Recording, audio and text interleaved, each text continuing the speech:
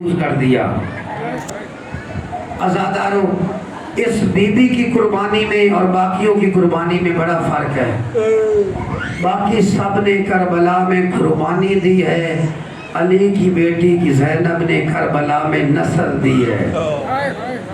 آج آپ کو نقوی، کاظمی، بخاری، سید کائنات میں مل جائیں گی، اگر کوئی نہیں ملے گا تو زینب کی نسل نہیں ملے گا۔ علی کی بیٹی نے نسل قربان کر کے اسلام کو بچایا ہے، اسلام کو بچایا۔ آپ سنتے ہیں نا، عبداللہ نے کہا، اے شہزادی آپ سفر پہ جا رہی ہیں نا، یہ صدقہ ساتھ لیتے جاؤ۔ اونو محمد کو صدقہ کر کے ساتھ بھیج دیا، اور بی بی ہمیشہ انہیں صدقہ کہتی تھی، یہ حسین کا صدقہ ہے۔ اور بڑے مظلوم ہیں یہ بچے، بڑے مظلوم ہیں۔ جب شب عاشور آئی ہے نا آزاداروں، جناب زینب نے کہا تم جعفر طیار کے پوتے ہو، حیدر کرار کے نواسے ہو، کل ایسی جنگ کرنا کہ ماں کا سر فخر سے بلند ہو جائے، ماں کو شرمندہ نہ کرنا۔ اور جو ٹارگٹ اور ہدف زینب نے بچوں کو بتایا ہے، کسی ماں نے اپنے بچوں کو نہیں بتایا۔ کہا اے میرے بیٹو، جب میدان میں جانا نا، ایک تو پانی کی طرف نہ دیکھنا، اور دوسرا ہو سکے تو عمر سعد کا سر کاٹ کے لے آنا۔ یہ ہدف کسی ماں نے بچوں کو نہیں بتایا۔ ننھے ننھے بچے جنہیں باغے کاٹ کے سوار کیا گیا، اور میدان میں جب دونوں بھائی آئے ہیں نا، جناب زینب مسلح پہ ہے اور خدا سے دعا کر رہی ہے۔ بچے لڑ رہے تھے، تاریخوں نے لکھا ہے اس شان سے لڑے، لڑتے لڑتے کئی ملونوں کو واصل جہنم کرتے ہوئے عمر سعد کے خیمے تک پہنچ گئے۔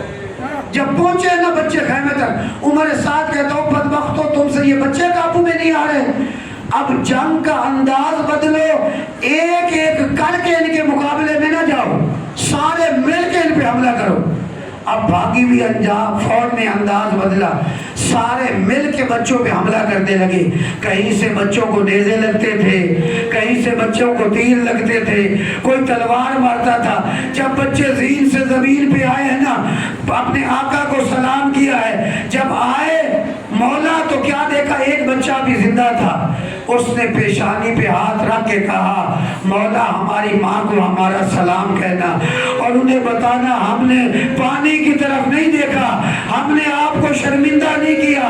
بس آزاداروں، جب بچوں کو اٹھا کے لائے ہیں نا خیمے میں، بی بی نے کہا کوئی مجھے ان کا پرسہ نہ دے، یہ حسین کا صدقہ ہے۔ میں نے کہا نا بچے بڑے مظلوم ہیں، بی بی نے کوئی ماتم نہیں کیا۔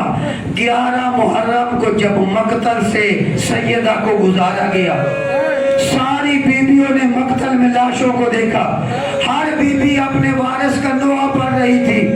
2 لاشیں ایسے تھے جن کا نوحہ پڑھنے والا کوئی نہیں تھا۔ کون سے لاشیں؟ ایک اون کا نوحہ پڑھنے والا کوئی نہیں تھا، ایک محمد پہ رونے والا کوئی نہیں تھا، زینب حسین کا ماتم کر رہی تھی۔ بس آزادارو، بی بی 11 محرم کو گزری، نوحہ نہیں پڑھا، کہا اون محمد خدا حافظ، ماں جا رہی ہے، کوئی ماتم نہیں کیا۔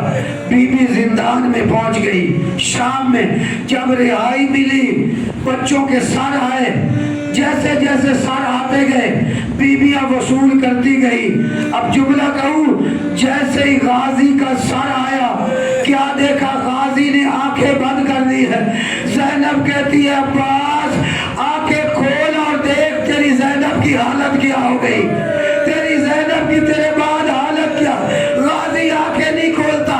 اب سید سجاد نے کہا پھوپھی اماں غازی کا سر مجھے دیجئے۔